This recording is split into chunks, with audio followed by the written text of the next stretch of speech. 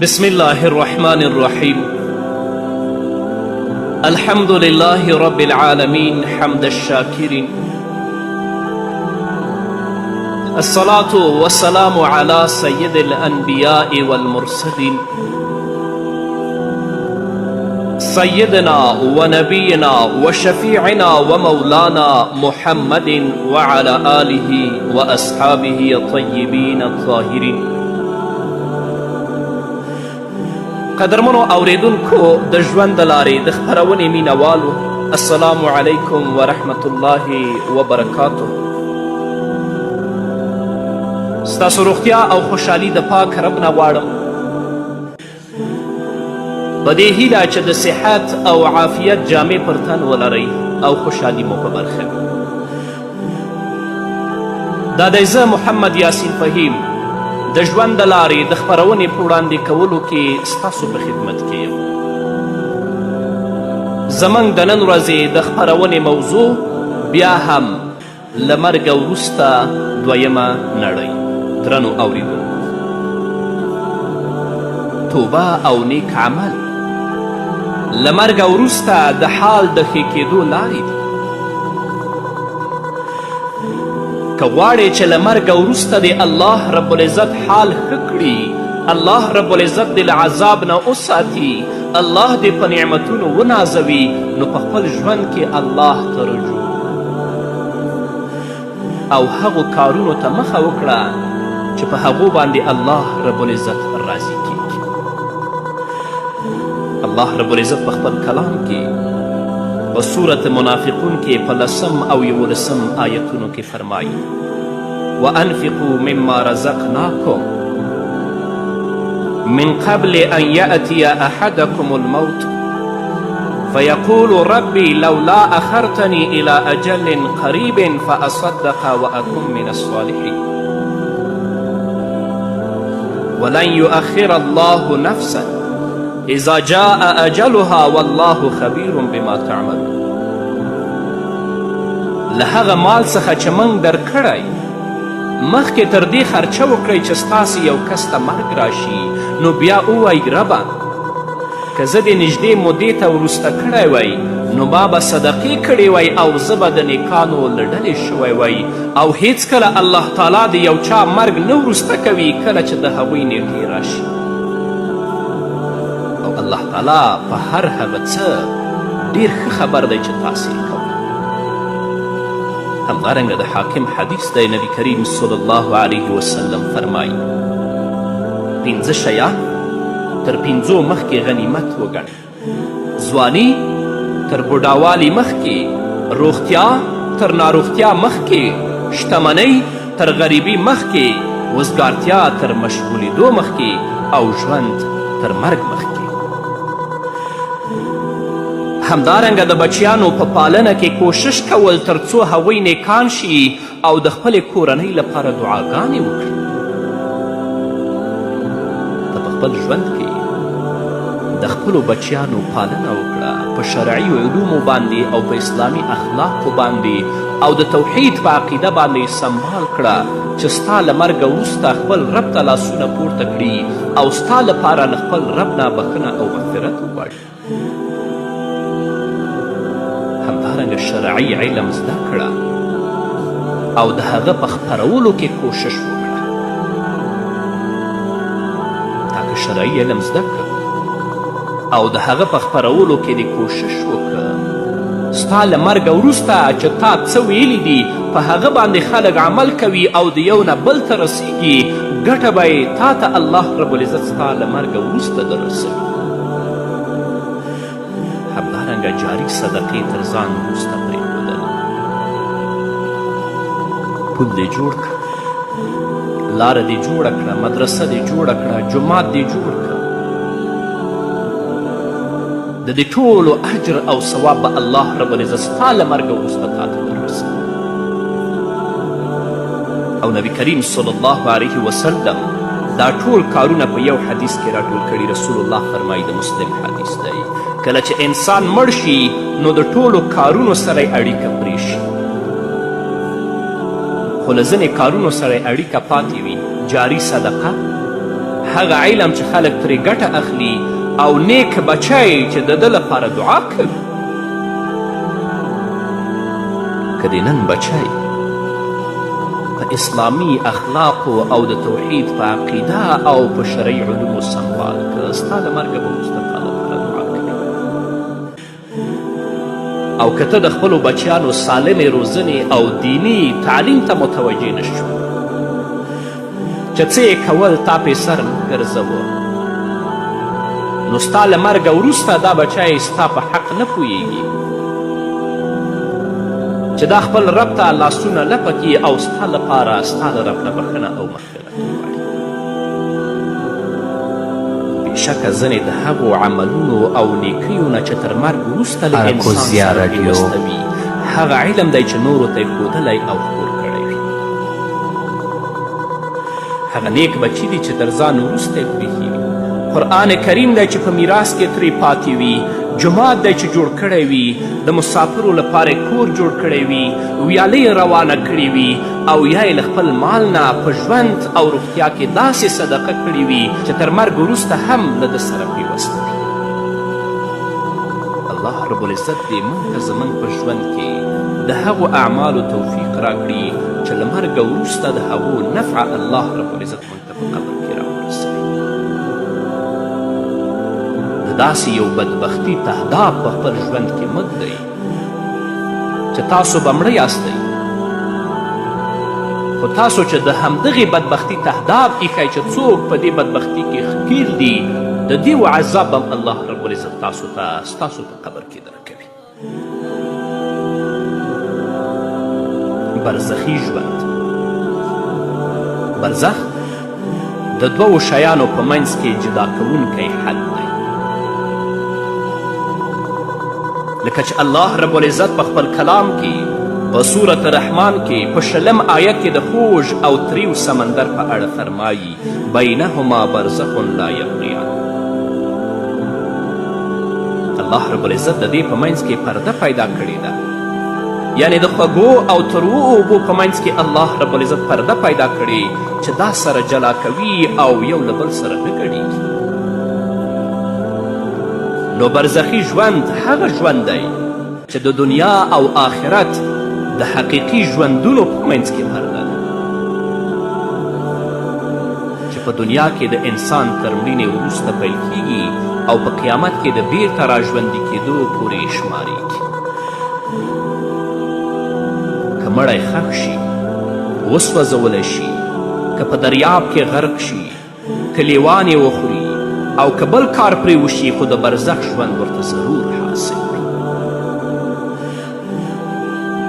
هر څوک چې مړ شه نو هغه په برزخي ژوند کې داخل شه او د قیامت تر ورځې پورې به پکې پاتې وي، لکه چې الله رب العزت په خپل کلام کې په سورة مؤمنون کې 9 او 30 آیتونو کې فرمایي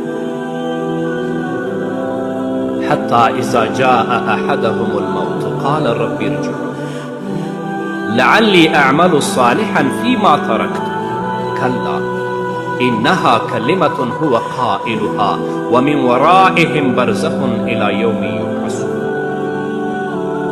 الله فرمایي تر دې چې د دوی یو کس ته کله مرګ راشي نو او به وایي ای زما ربه ما بیرته دنیا ته واپس کړه. کیدای شي چې زه په هغه څه کې چې اوس مې پرېښودل نیک عملونه وکړم. هیڅکله دوی بیرته دنیا ته واپس کیدای نشي. الله وایي کله، بلکې دا هسې یوه خبره ده چې دوی وکړه او تر دوی اوخوا به برزخ وي تر هغې ورځې چې دوی بیرته راپاڅولی شي. نو قبر د انسان هغه کور او د اوسېدو ځای ته ویل کیږي چې تر مرګ وروسته تر قیامته پکې وي. او انسان قبر او د مړي ښخول له هغه وخته راهیسې پیژندلی دي چې د آدم علیه السلام زوی قابیل حابیل وواژه او بیا یې ښخ کړ. نیکان خلک د قبرونو له لیدلو څخه عبرت او نصیحت اخلي چې اوښکې بهیږي او زړونه یې عاجزه کیږي، ځکه هغوی پوهیږي چې یوه ورځ به د دې ځای اوسېدونکي جوړیږي. نو باید وپېژنو چې قبر څه شی دی، په قبر کې به د بنده څه حال وي. ولې موږ ته محمد رسول الله صلی الله علیه وسلم د قبرونو په لیدلو امر کړی. د تاریخ کتابونه لیکي یو ورځ عمر بن عبدالعزیز رحمه الله د خپلې کورنۍ د یو غړي له جنازې سره ووت. کله چې هغه په خاورو کې ښخ کړ نو خلکو ته یې وکتل او ویې ویل ای خلکو قبر ما ته غږ وکړه او ویې ویلې ای عمر بن عبدالعزیزه آیا ته له ما نه پوښتنه نه کوې چې ما په دوستانو څه کړي دي؟ ما ورته ویلې ولې نه پوښتنه کوم. هغه راته وویل کفنونه مې ورله څیرې څیرې کړل، بدنونه مې ورله ټوټې ټوټې کړل، وینې مې ورله وڅټلې او غوښې مې ورله راوخوړې. آیا ته له ما نه پوښتنه نه کوې چې ما یې په اندامونو څه وکړل؟ ما ورته وویل ولې نه پوښتنه کوم. نو هغه راته ویلې ورغوي مې ورته له لیچو راوویستل او لیچې مې ورله له مټو راوویستل او مټونه مې ورله له اوږو راوویستل، پتنونه مې ورله له ورنونو راوویستل او رنونه مې ورله له زنګنونو جدا کړل او زنګنونه مې ورله له پوندو جدا کړل او پوندې مې ورله له پښو جدا کړې. بیا عمر بن عبدالعزیز وژړل او ویې ویل خبردار، د دنیا پاتې کېدل ډېر کم دي، عزت یې ذلت دی. ځوانان یې بوډا کیږي او ژوندي یې مړه کیږي، نو هغه څوک یقیني دوکه دی چې په دنیا دوکه شو. ته لږ فکر وکړه هغه پاچایان چیرته دي چې ښارونه یې جوړ کړي وو، خاورو یې په بدنونو څه پیښې وکړې، چینجو یې په هډوکو او بدنونو مزې وکړې. په دنیا کې که دوی په تیارو شوو تختونو او اوبدل شوو بسترو د خادمانو په منځ کې ناست ول چې ټولو خلکو به یې عزت کوه، خو کله چې په قبر تیریږي نو غږ ورته وکړه او دې ته یې وګوره چې قبرونه یې کورونو ته څومره نږدې دي. له شتمن څخه پوښتنه وکړه چې مالداري یې څومره پاتې ده او له غریب څخه یې پوښتنه وکړه چې فقر یې څه شو. د هغو ژبو په اړه ترې پوښتنه وکړه چې په دنیا کې به پرې خبرې کولې، له هغو سترګو په اړه ترې پوښتنه وکړه چې لیدل به یې پرې کول، د هغه نرمو پوستکو، ښایسته مخونو او پستو بدنونو په اړه ترې پوښتنه وکړه چې چینجو پرې څه وکړل. رنګونه یې وران شول، غوښې وخوړل شوې، په خاورو ککړ شول، ښایست یې ختم شه، څټونه یې مات شول، اندامونه یې سره جلا شول او بدنونه یې ټوټې ټوټې شول. د هغوی مزدوران او غلامان څه شول، ډلې او خزانې یې څه شوې؟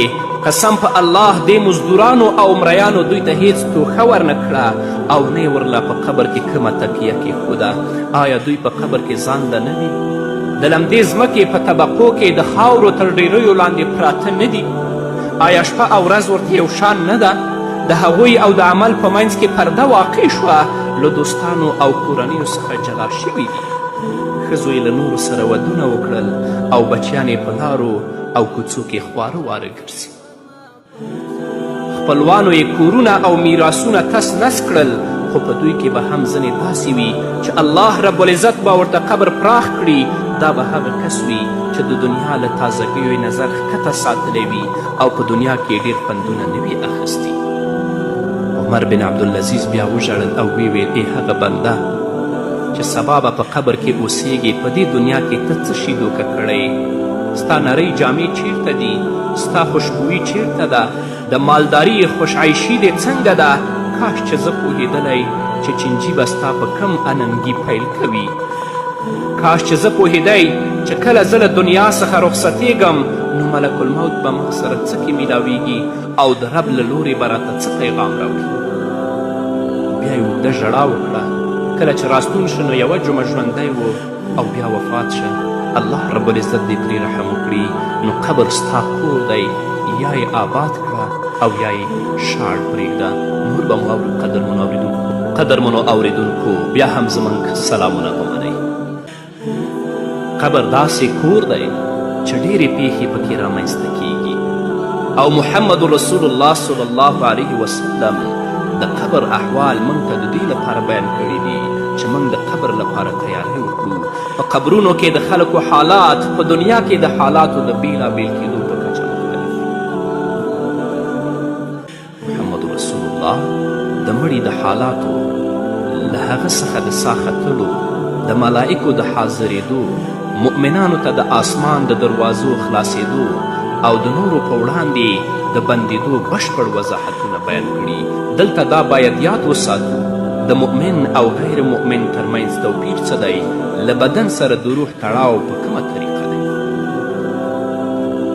برا بن عازب رضی الله تعالی عنه فرمایي موږ له نبي کریم صلی الله علیه وسلم سره یوې جنازې ته لاړو، نو نبي کریم صلی الله علیه وسلم د قبر په خوا کې کښېناست او موږ هم ورسره په خوا کې داسې په عاجزي کښېناستو لکه چې په سرونو مرغان ناست وي او د مړي لپاره قبر کنستل کېده. نو محمد رسول الله صلی الله علیه وسلم وفرمایل په الله تعالی باندې د دې قبر له عذاب څخه پناه وغواړئ. ټولو ویلې په الله تعالی باندې د قبر له عذاب څخه پناه وغواړو. بیا نبی کریم صلی الله علیه وسلم وفرمایل کله چې مؤمن بنده له دنیا څخه روانیږي او آخرت ته یې مخه کیږي نو له آسمان څخه ورته ملائک راکوز شي، مخونه یې داسې سپین وي لکه د لمر، له جنت څخه یې له ځان سره کفنونه او خوشبویي راوړې وي، راشي او د مړي په خوا کې په دومره اندازه کې کښېني چې نظر یې ورته رسیږي، یعنې دومره لرې ترې کښېني چې دا یې ایله ویني او د هغه د روح د راتلو انتظار باسي. بیا ورته ملک الموت راشي، د سر په خوا کې کښېني او ورته ووایي ای پاکه روحه د الله له لورې بخښنې او خوشحالي ته راووځه. نو هغه په داسې بهېدو راوځي لکه د اوبو څاڅکي چې د خم له خولې نه راووځي. روح ملک الموت واخلي، خو کله چې واخلي نو دا نور ملائکې ورته د سترګې د رب په اندازه هم پرېږدي نه، تر دې چې په هغه کفن او خوشبویي کې واچوي او له هغې نه داسې خوږ بوی روان وي چې د ځمکې په مخ د اعلی مشکو هم خوږ وي. بیا محمد رسول الله صلی الله علیه وسلم وفرمایل دا ملائکې پورته روان کړي، د ملائکو په هره ډله چې ورتېرېږي نو هغوی ورته وایي دا پاک روح مو له کوم ځایه راوړ، هغوی ورته وایي دا پلانی د پلاني زوی دی او هغه غوره نوم یې یادوي چې په دنیا کې به پرې خلک ونوماوه، تر دې چې نږدې آسمان ته یې ورسوي، د دروازو د خلاصولو غوښتنه وکړي نو د هر آسمان نږدې ملایکې تر بل آسمانه بدرګه کړي تر دې چې اوم آسمان ته وخیژي. الله رب العزت وایي زما د بنده عملنامه په علیین کې ولیکئ او بیرته یې ځمکې ته واپس کړئ، ځکه ما له دې څخه پیدا کړي دي، په دې کې به یې واپس کوم او له همدې څخه به یې بیرته راوباسم. نو روح به بیرته بدن ته راوړل شي، دوه ملایک ورته راشي، په قبر کې کښېنئ او ورته ووایي چې ستا رب څوک دی؟ نو دا مسلمان بنده به ورته وایي چې زما رب الله دی. بیا به ورته وایي چې دین دې څه دی؟ دا مسلمان بنده به ورته وایي چې دین مې اسلام دی. بیا به دا ملایک ورته وایي دا سړی چې تاسې ته راغلی و څوک دی؟ بنده به ورته وایي دا د الله پیغمبر دی. په ځینې روایتونو کې راځي چې ترې به پوښتنه وکړي چې من نبیک، او په ځینې روایتونو کې راځي چې د محمد رسول الله صلی الله علیه وسلم چهره به دته په قبر کې وښودلی شي او دا به ورته وایي چې د دې سړي په حق کې ته څه وایې؟ د دې سوال او ځواب په ختمېدو سره له آسمان څخه غږ وشي چې زما بنده رښتیا ووي، د جنت بستره ورته خوره کړئ، د جنت جامې ورته واغوندئ او د جنت دروازه ورته خلاصه کړئ. د دې نعمتونو په حصول سره ورته د جنت خوشبویي راشي، قبر ورته دومره پراخ شي چې څومره یې نظر لګیږي،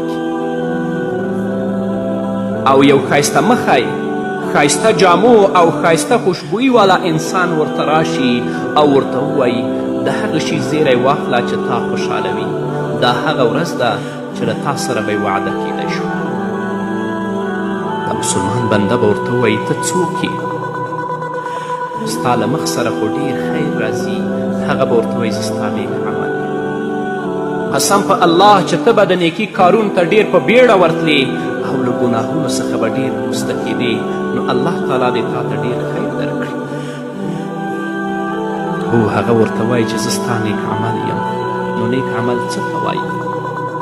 دا د هغه لمنځونه، روژې، نیکي، صدقې، ویره، ژړا، حج، عمره، د قرآن کریم لوستل، له رحمان ذات سره مینه، تهجد، له الله نه ویره، له مور او پلار سره ښېګڼه، د علم طلب، الله تعالی لورې ته بلنه او د الله رب العزت په لاره کې جهاد دی. نیک عمل دې ته وایي.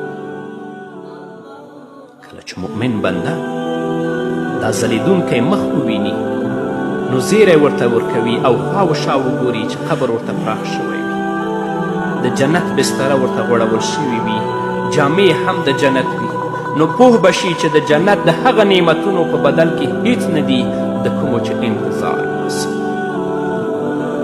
کومه نعمتونه چې الله رب العزت ما ته په جنت کې راکوي دا د هغو په بدل کې هیڅ هم نه دي، نو دا به وایي چې ای ربه قیامت قائم کړي چې هغو نعمتونو ته زر ورسېږي.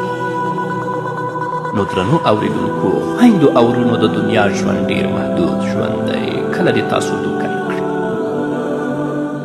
راځئ په خپل ژوند کې هغه عملونو ته مخه کړئ چې الله رب العزت د قبر حالات در باندې آسان کړي.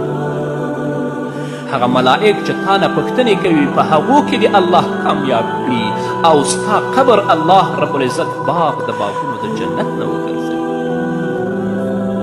او که خدای مه کړه د دنیا په لنډ او محدود ژوند باندې دوکه شوې، مخه دې فساد ته کړه، منکراتو ته دې کړه، نو د قبر حالات به بیا در باندې ډېر سخت وي او هلته به ملائک درنه پوښتنې کوي او د هغه پوښتنو ته به ځواب نشي ویلی.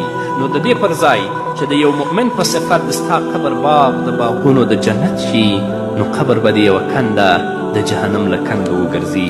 الله دې په موږ او تاسو ټولو باندې رحم وکړي. په همدې هیله قدرمنو اوریدونکو، دا وه زموږ د نن ورځې خپرونه چې ستاسو درانه حضور ته وړاندې شوه. تر بلې خپرونې پورې چې زه بیا هم ستاسو درانه حضور ته راځم، تاسو ټول په لوی الله سپارم. پاتې ژوند مو نیکمرغه، ښاد، بریالي او